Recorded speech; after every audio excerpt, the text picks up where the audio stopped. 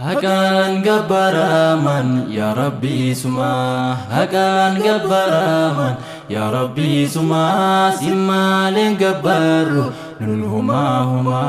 Hakan gabbaraman ya Rabbi suma, hakan gabbaraman ya Rabbi suma, simalen gabbaru nun huma huma.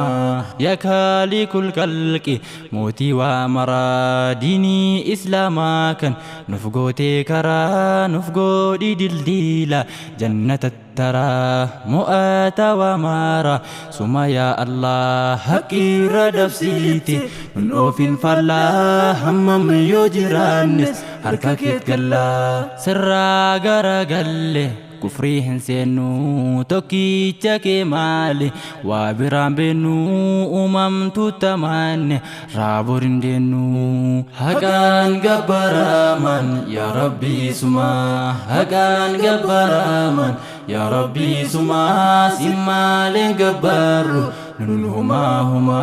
Gabbar suf ibadan siftaha haka difaman wanjala situnurra haka arja ko sidisi anesannaka. Islamummaan kuni diinii haqaati qarshiin hin bitanne kennaa kan xureessuuf yaaltu ofii dhamaati.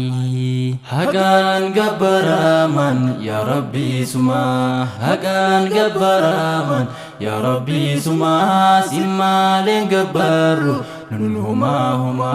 Ya Rabbi nuuf laatti diinii kee gaarii kan beekumsi isa danokka baarii hojii diinii irratti mee nu gargaari. Obboleewwan kiyya kan dhiiraaf dhalaa barnoota diiniitti kutadhaa galaa isa qofannoorra kan dhaamsu balaa. Hakan gabbaraman ya Rabbi suma, hakan gabbaraman ya Rabbi suma, simalen gabbaru nun huma huma.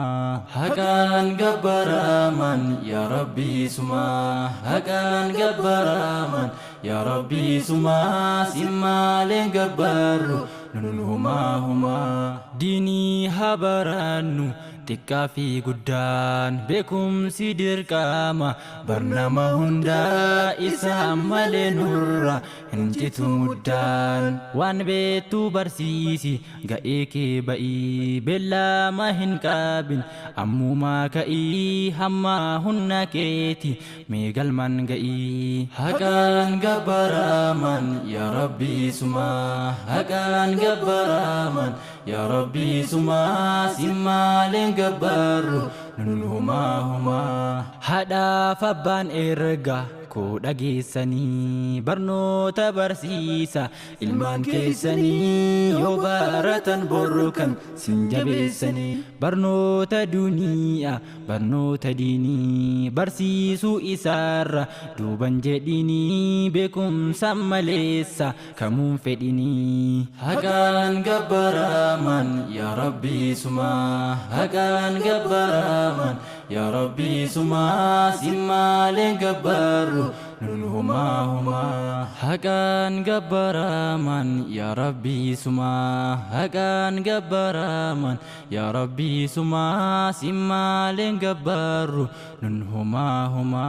Hakan gabbaraman ya Rabbi suma, hakan gabbaraman ya Rabbi suma, simalen gabbaru nun huma.